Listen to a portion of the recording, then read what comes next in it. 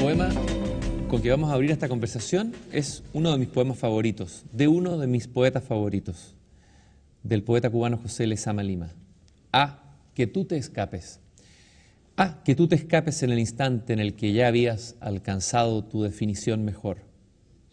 Mi amiga, que tú no quieras creer las preguntas de esa estrella recién cortada, que va mojando sus puntas en otra estrella enemiga. Si pudiera ser cierto que a la hora del baño, cuando en una misma agua discursiva se bañan el inmóvil paisaje y los animales más finos, antílopes, serpientes de pasos breves, de pasos evaporados, parecen entre sueños sin ansias levantar los más extensos cabellos y el agua más recordada. Mi amiga, si en el puro mármol de los adioses hubieras dejado la estatua que nos podía acompañar, pues el viento gracioso se extiende como un gato para dejarse definir. Poesía tremendamente sensual y arrebatadora, poesía difícil, solo lo difícil es hermoso, ha dicho alguien por ahí. Lezama amaba eso difícil. Poesía enigmática que siempre leí con mucha curiosidad y pasión y que me fue llevando a abrirme a otra poesía, la gran poesía cubana.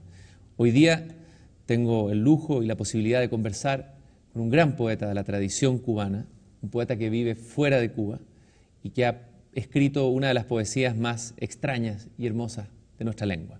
José Coser, gracias por estar aquí conmigo en esta conversación. Gracias a ti por acogerme, ¿no?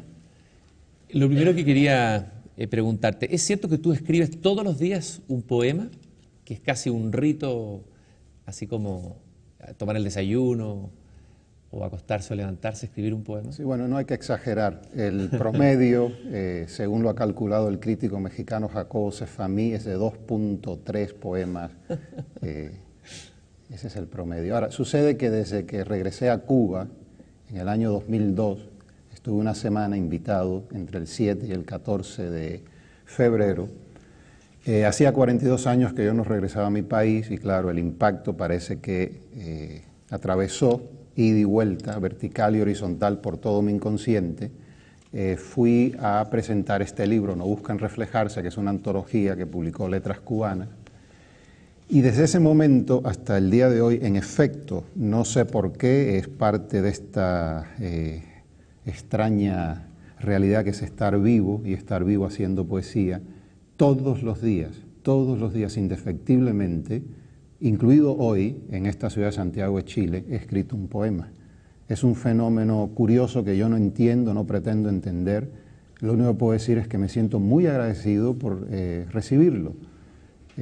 Quizá, producto de ello, me siento como una especie de vasija porosa, de receptáculo que recibe de mañana, y suele ser de mañana, esta salvedad de la existencia, esta salvación para la existencia que es el estro poético, llega, aparece en formas disímiles, una palabra, un medio verso, una expresión cubana que se me había quedado anquilosada en el cuerpo, en el vientre, desde hacía 40 años y no escuchaba, regresa y empieza un poema. Hölderlin decía o definía al poeta como una suerte de pararrayos que recibe el impacto de los dioses y que luego transmite esa energía convertida en canción. ¿Qué piensas tú de esa visión de la poesía? Sí, me gusta, pero es romántica esa visión. Yo creo que estamos en el siglo XXI, que quizás sí hay algo de pararrayos y algo que viene de ahí arriba, pero creo que también viene del subsuelo. Yo creo mucho en el vientre, creo mucho en mis pies planos, creo mucho en el cogote, en toda la circulación y el reciclaje de los 1000 módulos de vida que pululan, que hormiguean constantemente dentro de uno y ante uno, ¿sí? Y entonces esta visión un poco unívoca de la musa, del rayo que cae desde la altura, Jove, Zeus dando su mandamiento, explica bastante bien lo que es la poesía, pero no del todo. Hay otros elementos que tienen que ver quizá con lo que acabo de decir. Quizás tú haces o entiendes la poesía como la entendería tal vez Nietzsche, como entendió la filosofía. O sea, escribes tu poesía con todo tu cuerpo, así como Nietzsche invitaba a los filósofos a pensar con el cuerpo. Sí, la murmuro, la voy diciendo, la voy haciendo con la yema de los dedos. Recuerda que yo soy judío y los judíos pues leemos la la Biblia siguiéndola con un puntero, y ese puntero cuando no está ahí como presencia se convierte en el dedo, y yo necesito inscribir en la página en blanco, como diría el malhadado Malahmé, ¿no? Eso que va surgiendo un poco como rastro de la propia yema del dedo que lo va siguiendo desde el oído a lo cordial, a lo íntimo, a lo ventral, y soy como una especie de ventrílocuo, ¿no? Como una especie de voz que va saliendo, pero no de mí, viene de muchísimos sitios, y yo lo que hago es confiar en esto. Esta mano derecha, la izquierda no sabe escribir, que de algún modo va siguiendo rápidamente lo que se suscita. Desde que volví de Cuba, repito, he escrito un poema todos los días, y siempre por la mañana. En una situación muy penosa que no voy a describir porque estamos ante un público, pero que tiene que ver con el acto de la ablución, y en ese punto empieza, digamos que sí, en actitud penosa. Y el poema se origina, se interrumpe en un punto dado. Has visto mis poemas que son, bueno, como telarañas, como redes, como junglas selváticas, como matogrossos, ¿no? Se interrumpe en un punto. Guadalupe y yo bajamos a una piscina olímpica que tenemos en este edificio, que es para nosotros, porque nadie la utiliza. Nadamos durante 1 hora, y yo en ese proceso, donde dejé el poema, lo sigo hasta un punto que memorizo, y ahí yo mismo lo corto, porque no puedo memorizar demasiado. Regresamos a la hora, ya duchados, tranquilos, y me voy al lecho conyugal, y ahí continúo el poema como si no hubiese habido interrupción. Es extrañísimo, y no quiero mitificar, no quiero crear fantasmas falsos, ¿no? Pero él solo continúa, la mano sigue inscribiendo y se termina.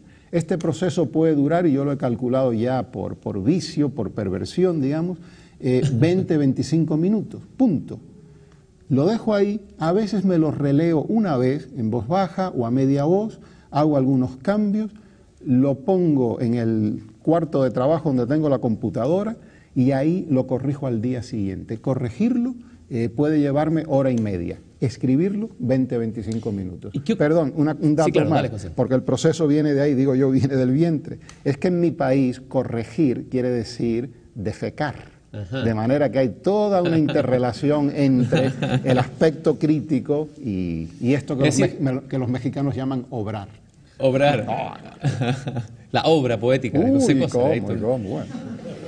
La obra poética. Y José, ¿y cuando no aparece el poema, no está la inquietud de que de pronto el poema no aparezca, no nazca el poema, o no haya poema un día? Bueno, primero que nada aparece, viene apareciendo. Entonces, bueno, confiamos.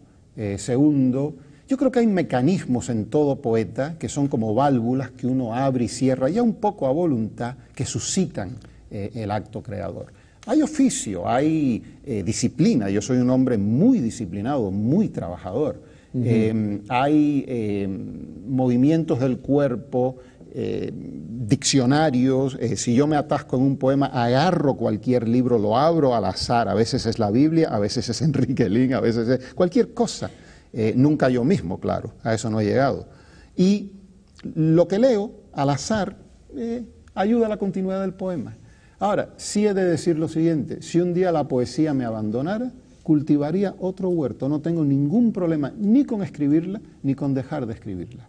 Mi muerte o mi esterilidad simplemente implica que habrá otro vivo que me reemplaza, otro fértil que me reemplaza, porque esto continúa. Somos eslabones de un larguísimo proceso que empezó misteriosamente y que terminará más misteriosamente todavía. ¿Sí? Enrique Lin decía que escribir poesía es trabajar codo a codo con la muerte. ¿Qué piensas tú de esa afirmación? Sí, estoy muy de acuerdo. Yo creo que si no me tuviera que morir, si no tuviera que pasar por eso que Canetti llama el escándalo de la muerte, pues probablemente no escribiría. Yo estoy en estado de guerra, siendo un hombre apacible, porque soy un hombre apacible, o al menos he llegado a una cierta apacibilidad. Pero yo estoy en estado de guerra, y estoy en estado de guerra porque ahí está la condena, ¿sí? Esto nos pasa a todos, es la actualización de la irrealidad, es irreal estar vivos para morir. Y quizá por eso, bueno, construimos y destruimos constantemente. Mi función es la constructora, no creo en la destrucción. Y la poesía es construcción, porque es amorosa, porque es aquello que da vida a todo, infunde, ¿sí? Ahora, Esto de escribir todos los días con este ejercicio, con esta ritualidad y con esta regularidad frente a esta irrealidad, recuerda un poco el ejercicio de la oración. ¿Se podría comparar y decir que escribir un poema todos los días es como para alguien orar todos los días? Sin duda. En mi caso sí, en mi caso sí. No teniendo patria, no teniendo nación, porque me fui de Cuba muy joven, siendo un cubano confuso en el sentido que soy cubano, que soy judío. En mi familia, bueno, pues hay una tía mulata, hay húngaros, hay rusos, hay checos. ¡Qué maravilla! Es un arroz con mango interminable lo que me sucedió a mí. Salgo de Cuba, pierdo el castellano, este idioma que estoy hablando ahora me abandona, solo vivo en inglés. Hay un momento en mi existencia con 28, 29 años que gracias al alcoholismo recupero el castellano y vuelvo a escribir, porque había empezado a escribir en Cuba muy joven, con 14 años, una cosa así. Y entonces, a partir de ese momento, no teniendo otra cosa sino el lenguaje, y al volver al castellano y al empezar a escribir con la voracidad que me caracterizaba ya de muchachito, ¿sí?, la poesía se convierte en mi único sostén, es que no tengo otro. Soy injusto, tengo dos sostenes, mi mujer Guadalupe y la poesía. Y entonces, con estas dos patas que tengo, pongamos Guadalupe aquí y la poesía acá, el acto cotidiano se convierte en una plegaria. Como es plegaria para nosotros almorzar o desayunar o conversar en nuestra soledad ciudadana, ¿sí? Hay algo muy ritualizado en lo que yo hago, que viene de la figura de mi abuelo ortodoxo, judío ortodoxo, fundador de la primera sinagoga ashkenazi en La Habana, Cuba, que todavía está en funciones, yo la vi ahora, y viene de la visión de aquel hombre que está rezando todos los días, ¿sí?, y que en algún momento se cubre con el manto ritual y aúlla, o como el howl de Ginsberg, ¿no? O canta y hace un cántico que de algún modo se incrustó en mi subconsciente y que hace que ese cántico, que yo nunca entendí porque era en hebreo, ¿sí?, se transforme cotidianamente como plegaria. ¿Te has interesado alguna vez en la cábala? ¿Hay alguna relación entre la escritura o la búsqueda cabalística y tal vez tu propio camino poético?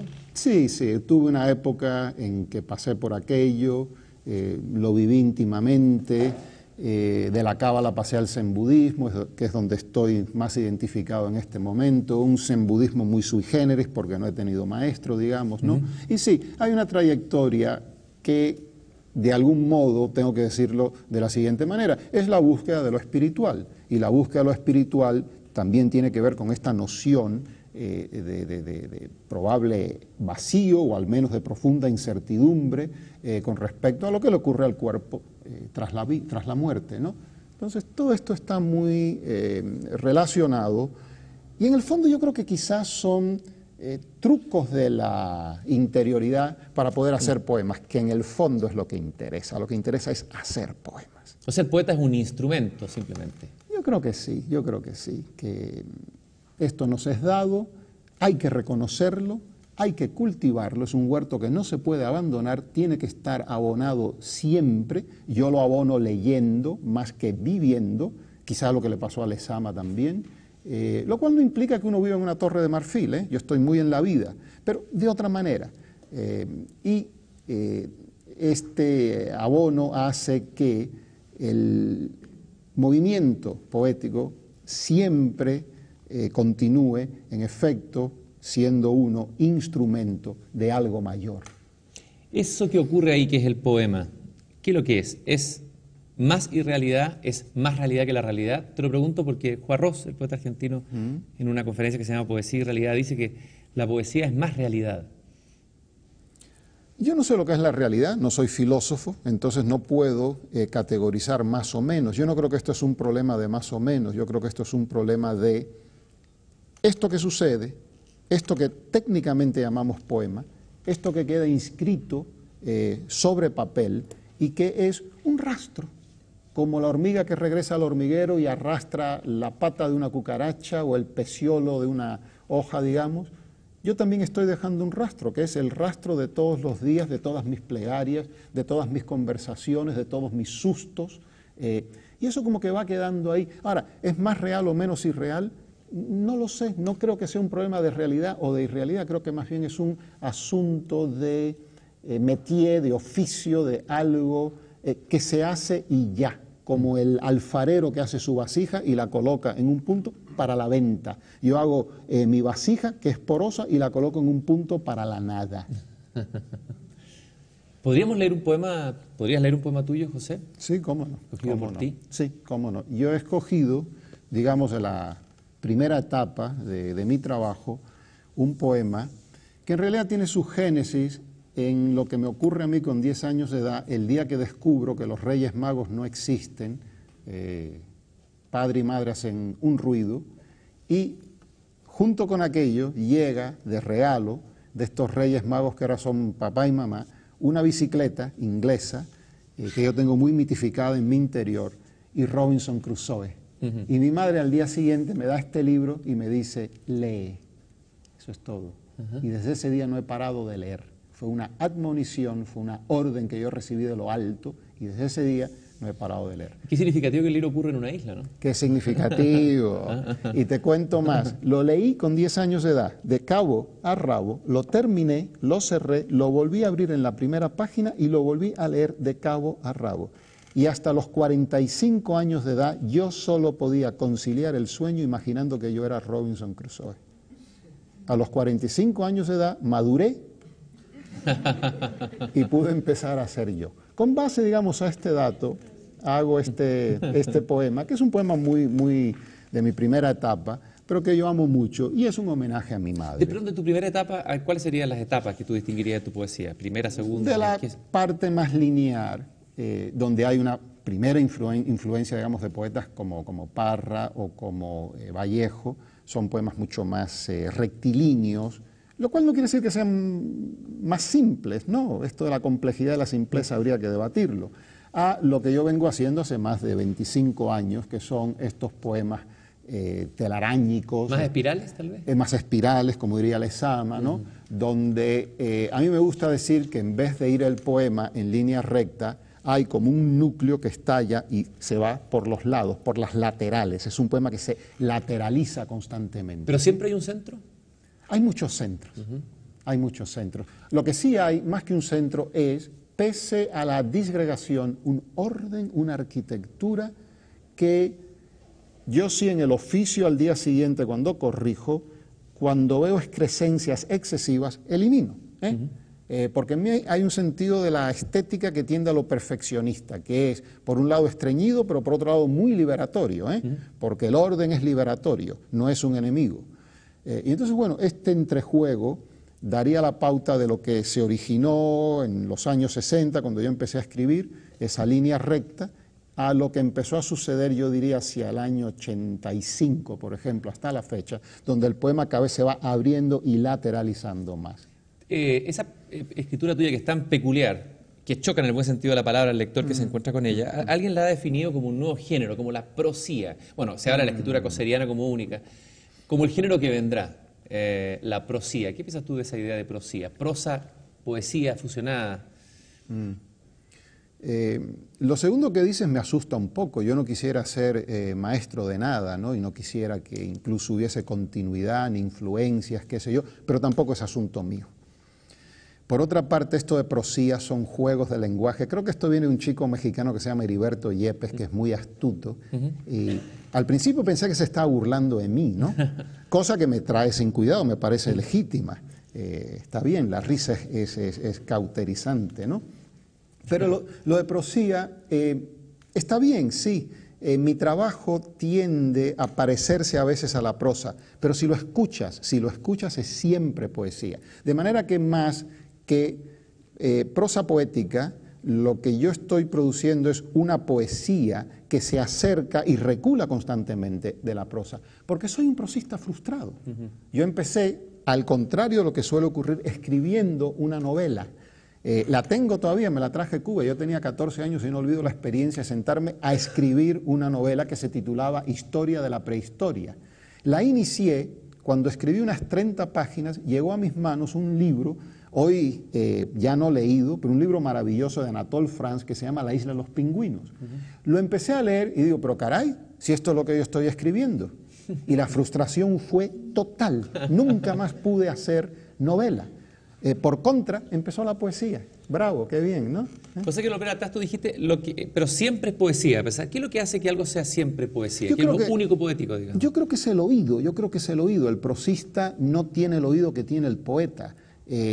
A nivel más superficial, digamos, es eso.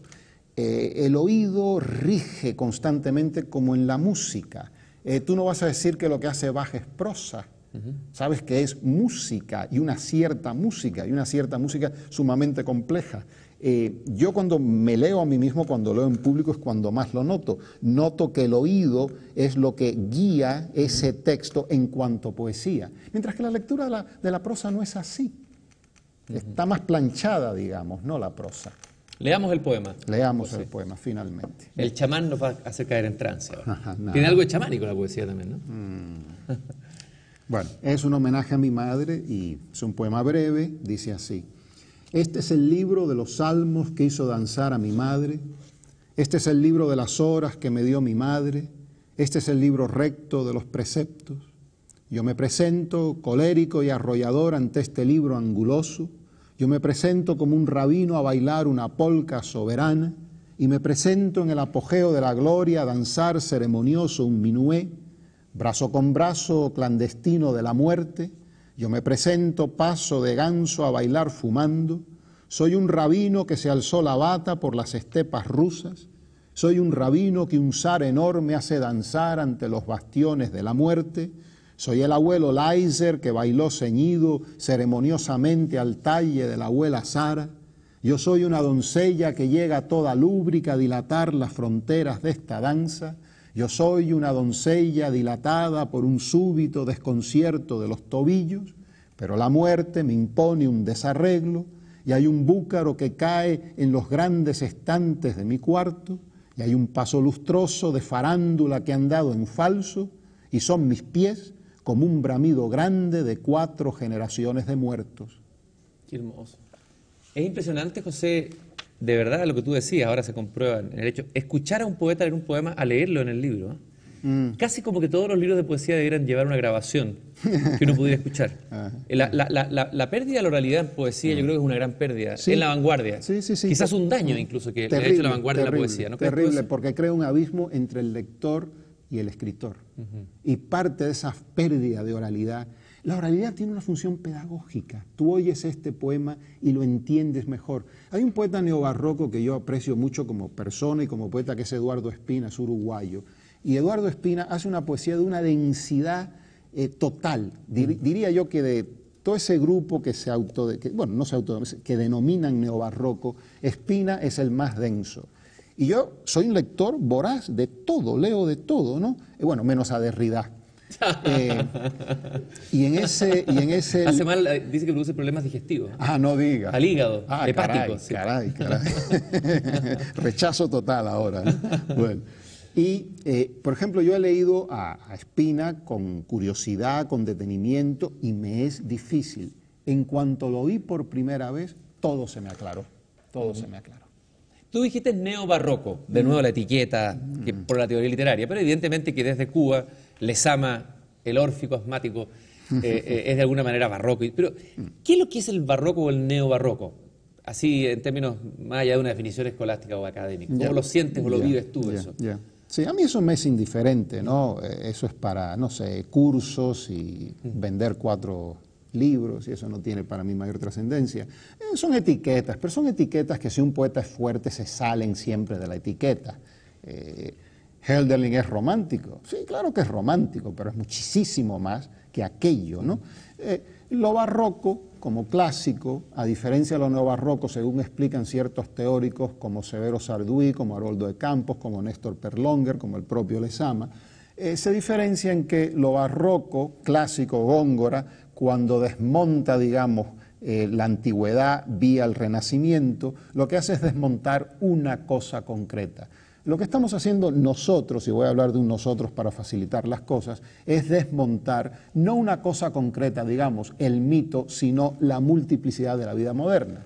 De modo que lo que se está desmontando no es el mito de Orfeo, o de Ariadne o de Teseo, sino numerosos minotauros. Eso es lo que ocurre ahora en la modernidad. Entonces, leer a Chavarren o leer a Marosa Di Giorgio o leer a David Huerta o a Gerardo Denis, ese gran poeta mexicano, es estar leyendo a alguien que está registrando y contrarregistrando constantemente, ¿no?, formas múltiples de actualidad, y por actualidad se implica también esa lectura interminable que puede venir de Homero hasta la actualidad, ¿sí?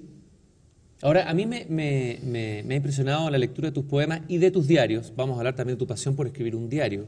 Es como si estuvieras escribiendo dos diarios en paralelo, uno en poesía y otro en prosa, ¿no? Qué bien, qué bien. A ver, esto de sostener un diario, ¿por qué te interesa el diario como género y por qué lo has tomado como uno de los géneros en los que tú escribes? Sí. En el año 64, estando en Nueva York, en una desolación fuerte, ¿no?, poco dinero, alcoholismo, mi primera mujer estaba en un manicomio, estaba criando una niña de 2 años, una situación muy difícil, y habiendo perdido el idioma bastante, empecé a escribir diarios, que no eran diarios, era simplemente un cuaderno de estos de pintor que escogí, ¿no?, y empecé a tomar apuntes a ver si el español volvía, a ver si ese idioma que estaba embutido en el ombligo, ¿no?, podía salir, podía aflorar de nuevo. Y esto, pues, me empezó a servir, porque es prosa precisamente, ¿no?, como para liberar el idioma que estaba encasquetado ahí adentro. Ya me gustó el asunto, y como soy grafómano, empecé a registrar un poco mis días, pero el verdadero registro de mis días está en todos mis poemas. Yo he publicado libros, incluso los enemigos dicen que he publicado demasiados libros, ¿no? Está bien, que digan. Dice un amigo mío, mientras hablen de uno, aunque hablen bien, ¿no? ¿Qué más da? Y ocurre que todos esos libros que yo he publicado son falsos en el sentido de que yo no soy capaz de hacer un libro, sino que yo estoy haciendo, a la Mallarmé, un solo libro.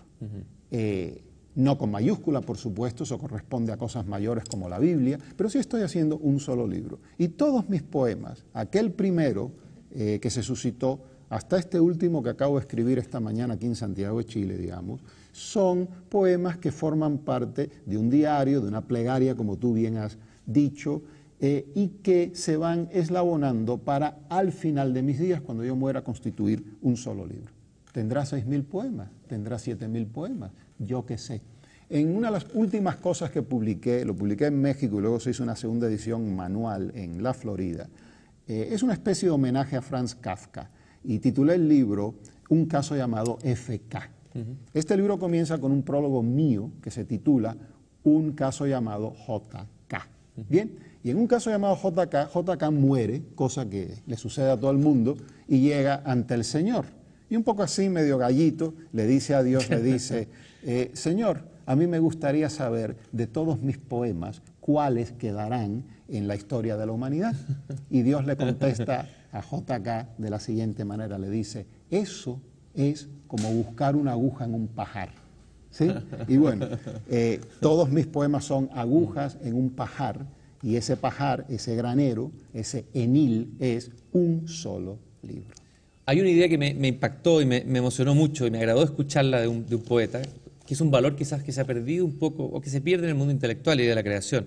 En el prólogo de Ánima, tú dices que el objetivo último de todos estos poemas, que son como un registro, tal vez un testamento, es llegar a un estado último de dulcificación. Es decir, que toda tu poesía iría detrás de buscar y conseguir ese estado. Explica un poco esa hermosísima idea de dulcificarte. Bueno, aquí hay varias cosas. La primera es que eso viene de Tolstoy. En Guerra y Paz, cuando el príncipe Volkonsky muere, en ese punto él tiene una especie de epifanía, y la epifanía es la realización, la conciencia de que el ser humano debe terminar en un estado, y la traducción al castellano, yo no sé cómo será en ruso, define ese estado como un estado de dulcificación. A mí eso me impactó, me impresionó muchísimo. Yo tendría unos 30 y tantos años, era un hombre, yo creo que arisco, hostil, difícil conmigo mismo, y en ese momento recuerdo claramente que mi conciencia me dijo, trabaja por este camino, este es el camino de la verdad, dulcifícate, es bueno para ti y es bueno como,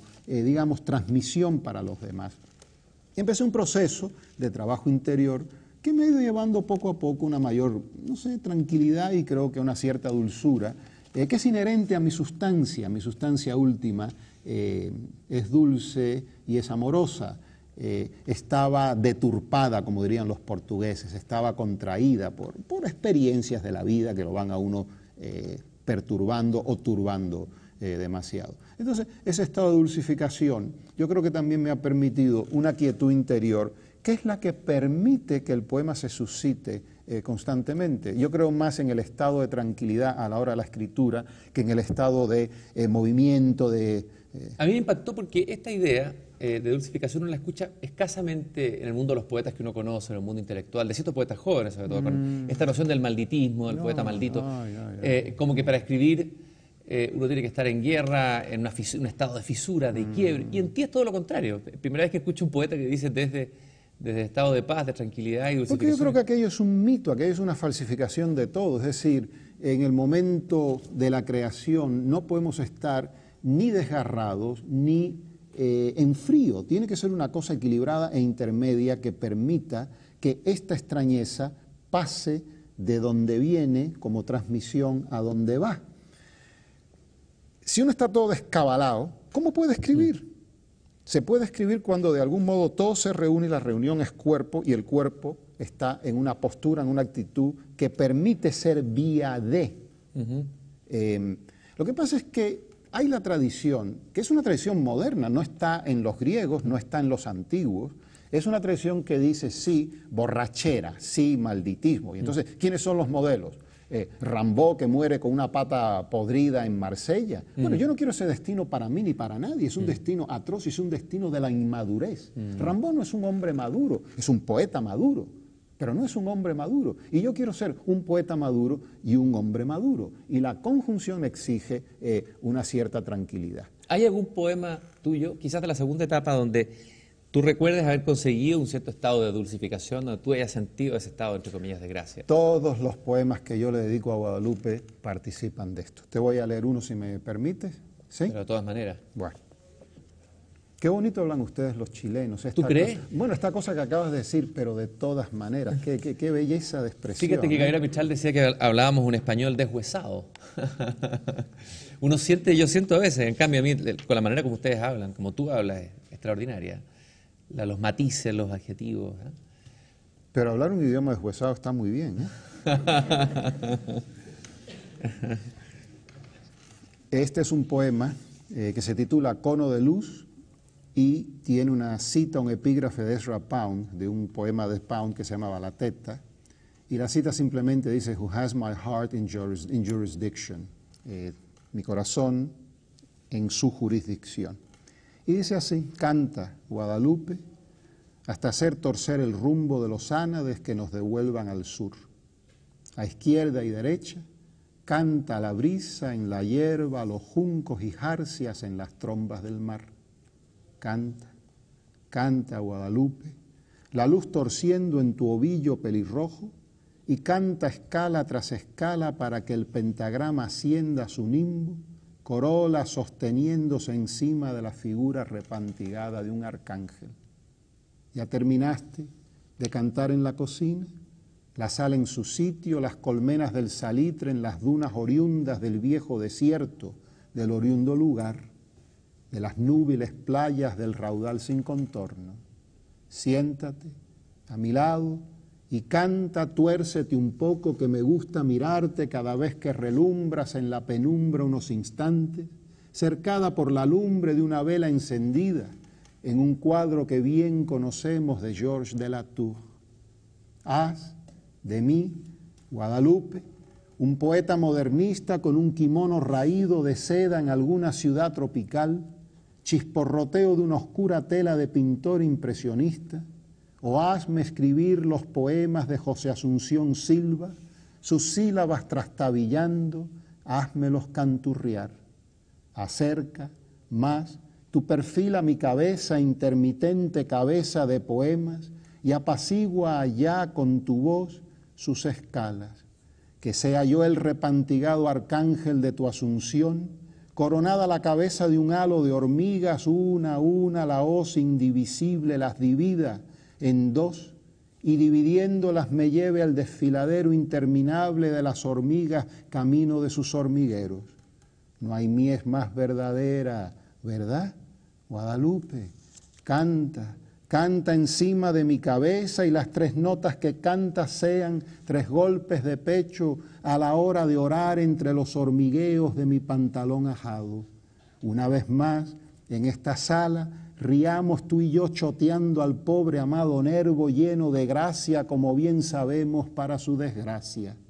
Un pretexto, ¿verdad? Un pretexto como otro cualquiera, para que tú y yo, de frente o perfil, de costado izquierdo, derecho y aún de espalda, fulguremos otro momento más entre las semifusas diáfanas, el crescendo, jamás confuso, o el indiviso tiple de tu voz. Ligereza, Guadalupe, ligereza y una cierta concisión que la canción culmina, la letra se difumina y al ensamblarse a la luz del crepúsculo nuestro, el arcángel repantigado que estaba adormecido por el efecto de tu canción, acaba de sentarse tieso, está un poco furioso y ya me mira hosco desde su trono oxidado. Me obliga a derramar otro signo ortográfico que, atenta Guadalupe, tras un giro, será borra abrazada. Extraordinario. Puedo aplaudir, ¿no? Bueno, aplaudimos al poeta y también a los dioses que hacen posible que el don fluya, ¿no? Este extraordinario poema que tiene que... Me da la impresión que nace, el centro es Guadalupe cantando en la cocina. De un hecho doméstico y completamente cotidiano, nace la espiral. A ver, ¿cómo se da ese quizás graficándolo en ese poema, cómo se da ese movimiento? Cómo el poeta, digamos, desde un hecho tan cotidiano y tan nimio, va construyendo y va haciendo que la canción aparezca. Yo no lo sé, Cristian. Lo único que puedo decir es que sí, el poeta que se supone que soy yo tiene la nariz metida en la realidad.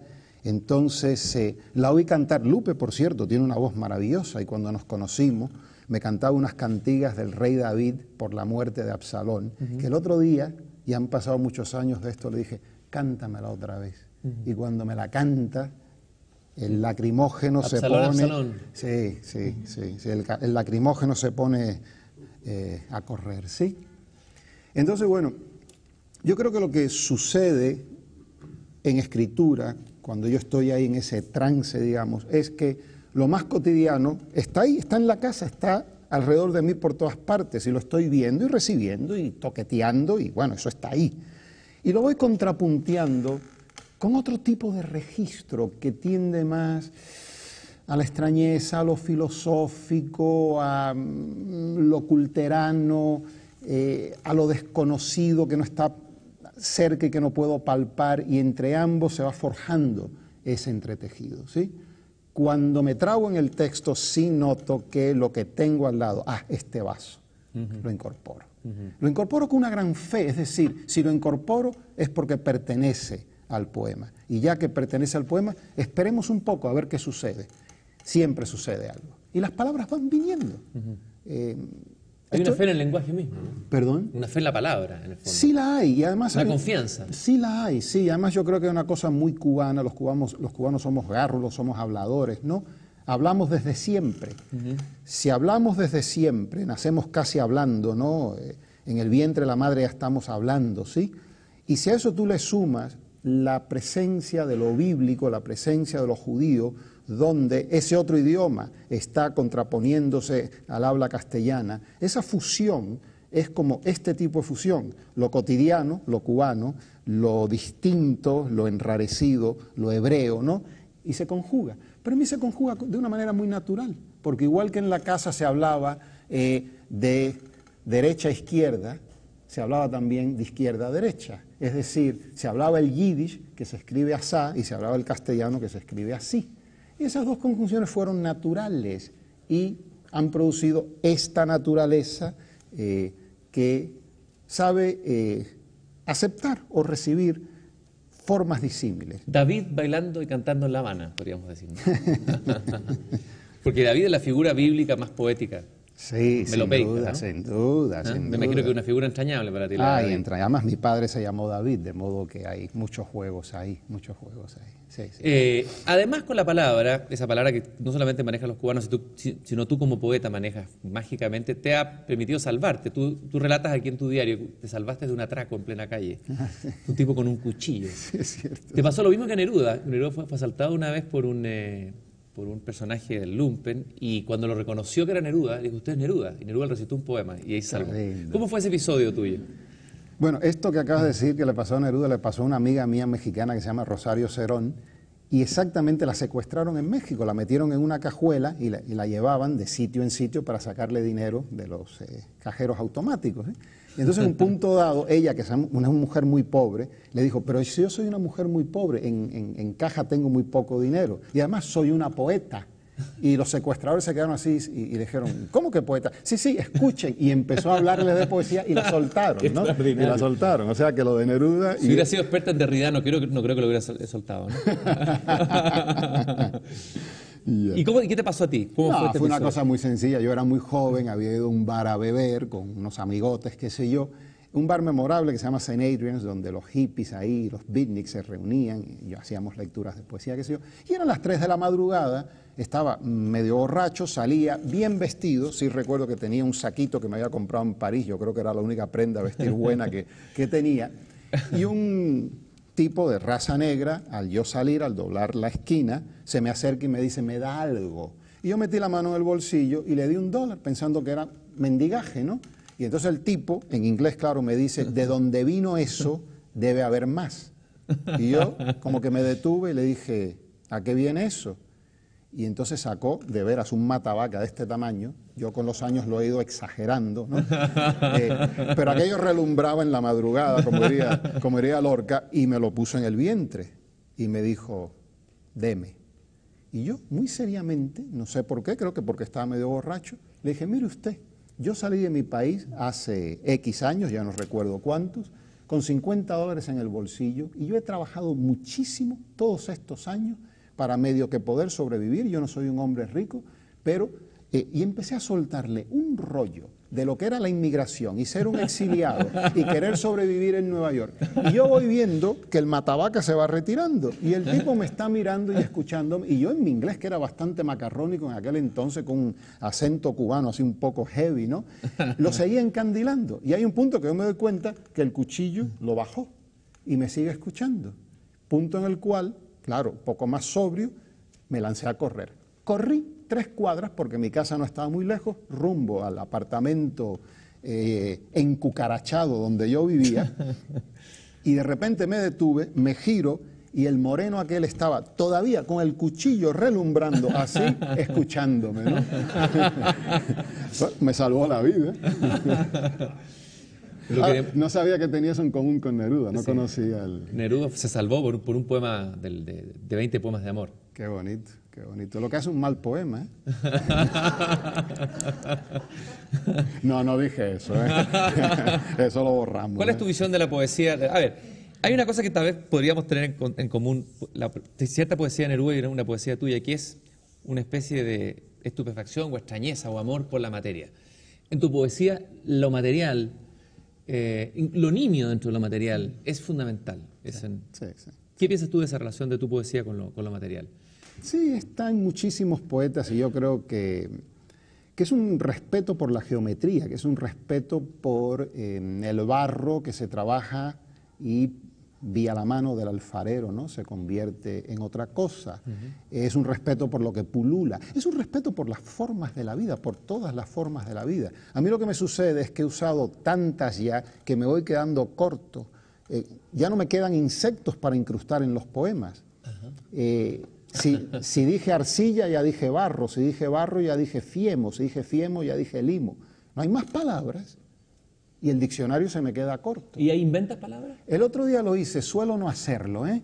El otro día lo hice en un poema que escribí en Buenos Aires y estaba como medio en una cosa ahí de trance y metí 3 palabras inventadas que me pusieron a dar saltitos así en la silla, porque es muy divertido.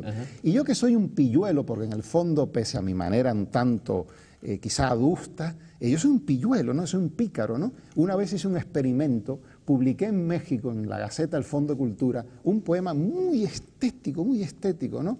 Y llegué a México y todos mis amigos me felicitaban por el poema. Y yo les decía a mis amigos, ¿y no notaron nada raro en este poema? No. ¿Pero lo pudieron leer bien? Sí, José, cómo no, sabemos que eres difícil, pero somos tus lectores. Y entonces les dije, bueno, pues escuchen, en ese poema hay 14 palabras inventadas por mí.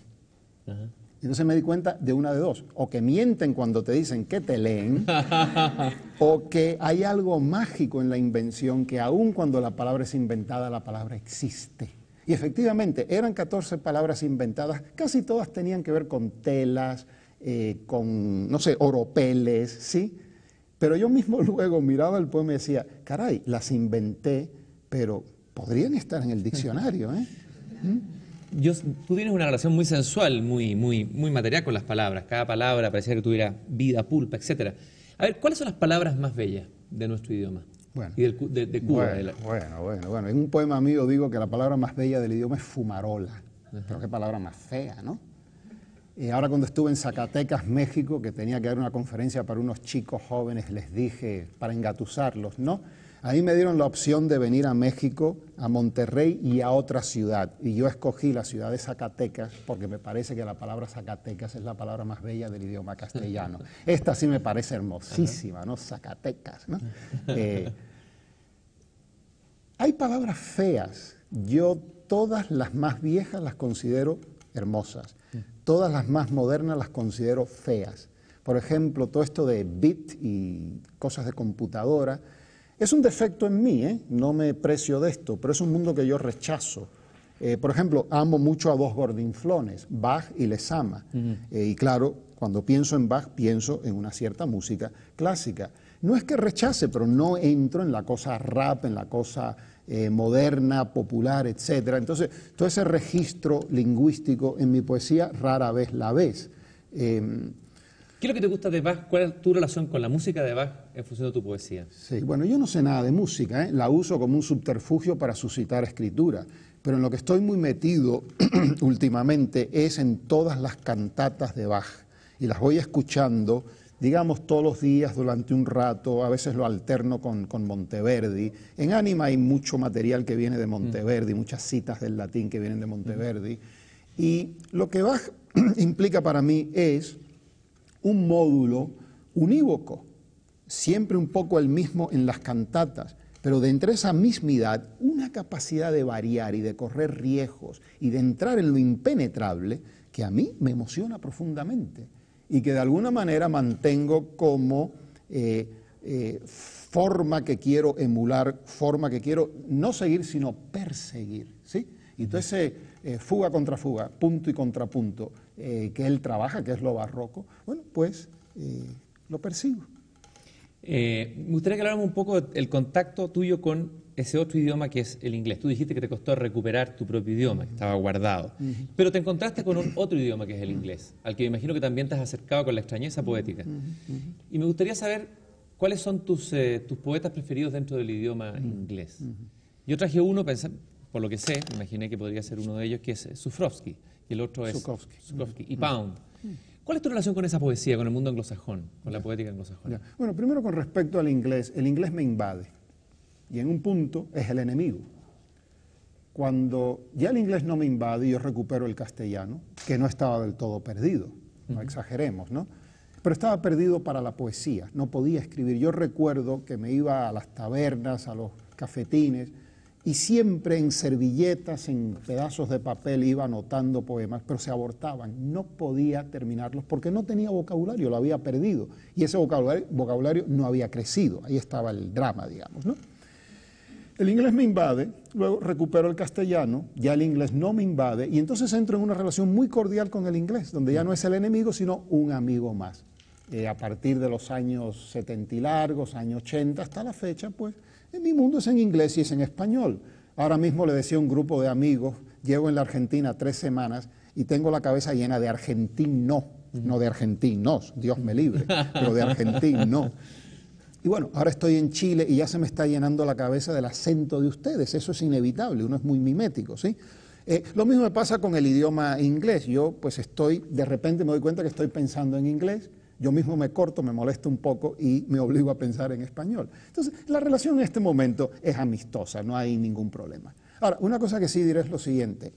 A mí me afecta mucho leer poesía.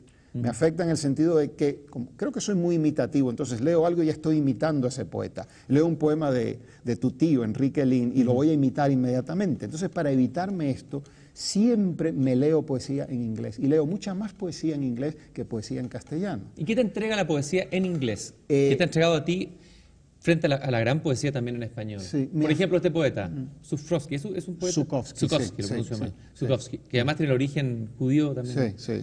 ¿Cuál es la relación con ese poeta? Ya. Y con Pound, por ejemplo. Bueno, estos poetas, de algún modo oscuro, me afectan menos para mi escritura.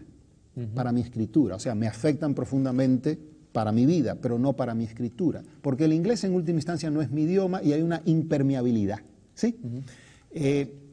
Yo empecé a leer poesía inglesa a los 20 años cuando llegué a Nueva York, en el año 60, y mi primera lectura fue T.S. Eliot, que me conmovió profundamente porque yo venía de los simbolistas. Yo leía en la terraza de mi casa en La Habana, en traducción, pésimas traducciones, en unos libros con pinturas eróticas y grabados eróticos a Baudelaire. Luego empecé a leer a Verlaine, empecé a leer a Rimbaud, nunca me alarmé, pero no leía poesía en castellano apenas, no leía a los modernistas, no leí nunca a Vallejo, yo leía a Vallejo muy tardíamente, a Parra porque nos conocimos y establecimos una relación donde hay muchas anécdotas simpatiquísimas, ¿no? Lo empecé a leer, pero ya tardíamente, digamos, ¿no? Entonces, mi primera gran lectura, luego de los simbolistas en traducción, son los poetas norteamericanos. Empiezo por Eliot, sigo con William Carlos Williams y entro en Wallace Stevens, que fue formativo, digamos, en mi modo de empezar a ver la poesía. Sí, la cosa estética, la cosa filosófica, pero sobre todo una multiplicidad de registros, siempre arquitectónicas, siempre en orden. Tú decías hace poco espirales, que es lo lesaniano. Esta es la aguja de la catedral, y quizá la aguja de la catedral protestante. Paso a Emily Dickinson, que es una de las grandes poetas del mundo, es una cosa extraordinaria. ¿Qué te emociona de ella? El no comprender y el saber que estoy ante algo profundamente importante, y esta mujer a solas en ese mundo en que ella está asediada, diciéndolo todo, suelta todo, y lo suelta de una manera directa o de la forma más desviada que podamos concebir, y en ese contrapunteo va creando, para mí quizá la obra más importante del siglo XIX. Me atrevo a decir, y no quiero que esto sea un juicio de valor, porque los amo a los dos, pero para mí la Dickinson es más importante que Whitman. Whitman es un gran poeta, pero no tiene ese registro íntimo de hormigueo que tiene Emily Dickinson. Y el copión maravilloso de Ezra. Y el copión maravilloso de Ezra, lo empiezo a leer más tardíamente, lo he releído ahora de viejo, y a mí me conmueve profundamente, porque yo también soy un copión, porque todos los poetas somos copiones, y porque una vez más el tipo está en todas. Y eso nos pertenece como personas modernas. Ahora, hay un Pound, el último. Por ejemplo, estaba releyendo hace unos meses sus últimos poemas en los cantos, que ni siquiera los termina, y tiene un poema a la que no fue su esposa legítima, que era la Shakespeare, sino a Olga Ruch, estoy casi seguro que se llamaba así, en el que intenta hacer un canto más y ya no puede, la vejez, la muerte ya está ahí precipitándolo. Y hay un punto en ese poema en que le está cantando como este poema en que yo le cantaba a Guadalupe, y la llama bendita, bendita, le va diciendo bendita, bendita. Y es conmovedor cómo este hombre que ha vivido toda la complejidad del siglo XX, que ha metido la pata terriblemente, como bien sabemos, con el fascismo y el antisemitismo, es menos antisemita que Eliot, que conste a mi modo de ver. Este hombre tiene esa ternura última, ese acto último de dulcificación, donde él le canta a la mujer amada con palabras sencillas. El salto mortal que tiene que dar cualquier lector de poesía norteamericana es el salto que va, digamos, de Stevens, Eliot y Pound a estos dos monstruos que son Louis Zukovsky y Charles Olson. José, yo te tengo que contar algo que no te había contado al comienzo del programa. Yo tengo un gran enemigo, que es el tiempo. Bien. Lo odio. Bien. Ese tiempo maldito, que es uno de los grandes enigmas, me impide continuar esta conversación que me gustaría que durase 2, 3 horas. En realidad, el formato del programa, que es muy largo para la televisión, se hace corto y pequeño para tu poesía y para el conocimiento de tu obra. Yo te quiero agradecer esta conversación y quisiera que termináramos leyendo un poema tuyo. ¿Da tiempo? De despedida y de apertura. Sí. Un poema... Es que tiene 300 páginas.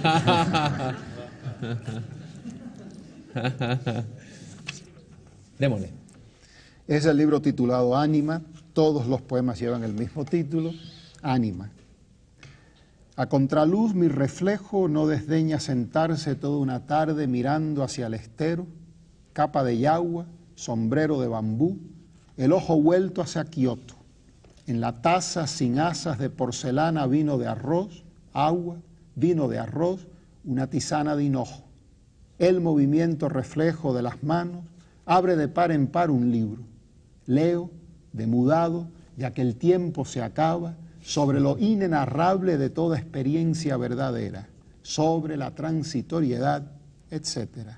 Las cosas clásicas, todas, el libro las resume lápidas en 2 o 3 sentencias, las reverberaciones de esta palabra me atribulan.